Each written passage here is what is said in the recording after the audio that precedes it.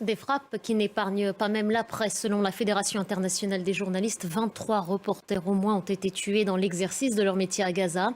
Hier, notre confrère d'Al Jazeera, Wael Al-Dahdouh, a lui appris la mort de sa femme, son fils, sa fille et son petit-fils alors qu'il était en plein direct puisqu'il couvre cette guerre justement pour son média. Je vous propose de l'écouter. Ce sont des pratiques habituelles de l'occupation israélienne. Mais au final, nous sommes ici sur cette terre, c'est notre destin. Notre destin est notre choix et aussi notre patience. Nous ne dévierons jamais de cette voie. Et je précise que Wael Al-Dahdouh a justement repris le travail aujourd'hui même. Il continue de couvrir cette guerre pour Al Jazeera. Bonjour à vous, Iman Habib. Vous êtes coordinatrice de l'agence Média Palestine. Merci de prendre le temps de répondre à nos questions ce soir. Ce triste décompte, je le disais tout à l'heure, est tenu notamment par la Fédération internationale des journalistes. 23 reporters tués ces 15 derniers jours. Des journalistes qui, on le voit, pourtant sont identifiés comme tels. Ils portent un brassard, un casque de protection, une veste pare-balles. Est-ce qu'ils sont aujourd'hui devenus une cible, comme le pensent certains, justement, sur place ? Absolument, absolument. C'est-à-dire qu'on ne peut pas rater un journaliste. Comme vous le disiez, ils ont leur gilet de presse et ils sont parfaitement identifiables. Et d'ailleurs, dans un média israélien, on reconnaît avoir ciblé notamment le dernier jour, la famille de Walid Al-Dahdouh d'Al Jazeera. Donc c'est délibéré, ce sont des frappes qui frappent toute la population civile. Ça aussi, ce sont des actes délibérés. Et donc les journalistes sont en première ligne, ils font face à des bombardements. Il y a des journalistes qui nous confiaient au sein de l'agence Média Palestine qu'ils n'arrivent plus à documenter de manière normale, c'est-à-dire que leurs maisons notamment sont bombardées. Ils font face à plusieurs difficultés, notamment le fait de savoir précisément s'ils vont être en vie le lendemain, ça c'est la plus grande difficulté, mais aussi à des difficultés logistiques, l'absence d'électricité, l'absence d'internet pour pouvoir documenter en temps réel la situation. L'un de nos correspondants nous confiait qu'ils ont essayé il y a quelques jours de se réfugier dans des hôpitaux à Gaza pour charger leur téléphone notamment, et que même les hôpitaux aujourd'hui ne sont plus des endroits sûrs puisque Médecins sans frontières nous alertent tous les jours en ce moment, ces derniers jours, pour nous dire que même les hôpitaux sont pris pour cible à Gaza par les bombardements israéliens. Et pourtant, les informations qu'ils font remonter du terrain sont aujourd'hui précieuses parce qu'on le précise, Iman Habib, il y a un blocus total sur Gaza, l'enclave palestinienne est verrouillée, impossible d'y entrer, impossible d'en sortir.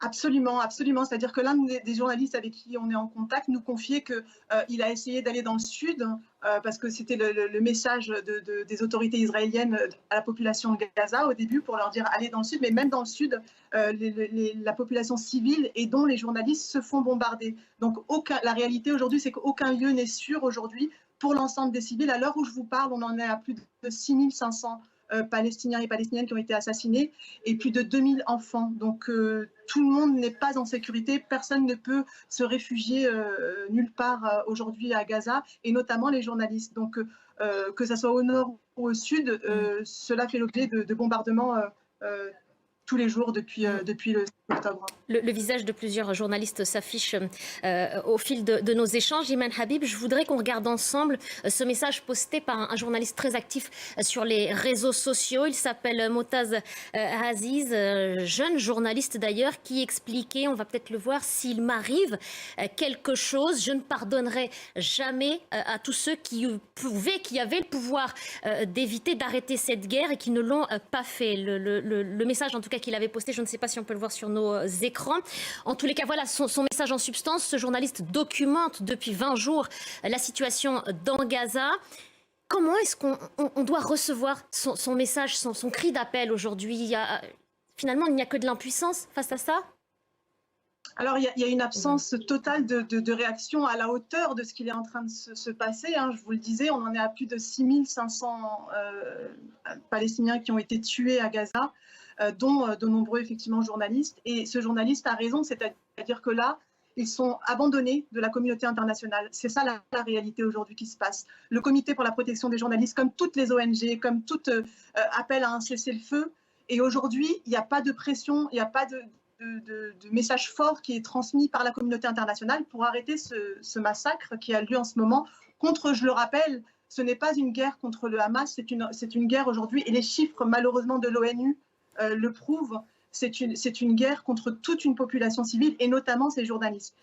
Ces journalistes sont nos yeux et nos oreilles pour documenter cette situation sur place. Si on n'a plus de journalistes, on n'a plus d'informations. Et aujourd'hui, ce qu'il faut rappeler, c'est que malheureusement, il y a une volonté politique des autorités israéliennes. Alors justement, Iman Habib, je voudrais qu'on écoute ensemble justement ces quelques mots prononcés il y a quelques jours par Yair Lapid. Je le précise, il est chef du parti d'opposition centriste, il est ancien Premier ministre, il est aussi ancien journaliste. On l'écoute et on se reparle. Si les médias internationaux sont objectifs, cela sert les intérêts du Hamas. Lorsqu'ils montrent les deux côtés, cela sert les intérêts du Hamas. Lorsqu'ils font une symétrie dans la souffrance, sans au préalable vérifier qui est à l'origine de cette souffrance, cela sert les intérêts du Hamas. Je sais que ce n'est pas votre intention, mais c'est ce qu'il se passe. Et il faut que ça change.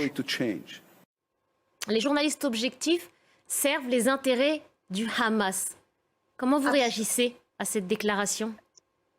Je veux dire, ça, c'est vraiment, c'est extrêmement grave et je pense qu'on doit prendre la mesure de ces déclarations. Et la mesure de ces déclarations, elle n'est pas là aujourd'hui. C'est-à-dire que les journalistes internationaux ne sont pas autorisés à informer et à entrer par les autorités israéliennes sur place pour documenter. Et que donc, les journalistes locaux à Gaza sont des cibles assumées de la part du gouvernement israélien, qui ne s'en cache pas. J'ai oublié de vous le dire tout à l'heure, mais il y a eu plus de 50 bâtiments abritant des médias, plusieurs médias qui ont été entièrement ou partiellement détruits par les bombardements israéliens. Et ça non plus, c'est pas un hasard. Donc oui, les journalistes sont des cibles directes. Et oui, en fait, il y a une volonté vraiment de maintenir, de ne pas documenter ce qui est en train de se passer. Et ce qui est en train de se passer, c'est extrêmement grave à Gaza. Et donc, c'est effectivement, ce sont des déclarations qui sont un peu plus claires sur la volonté, sur la guerre de propagande que mène Israël.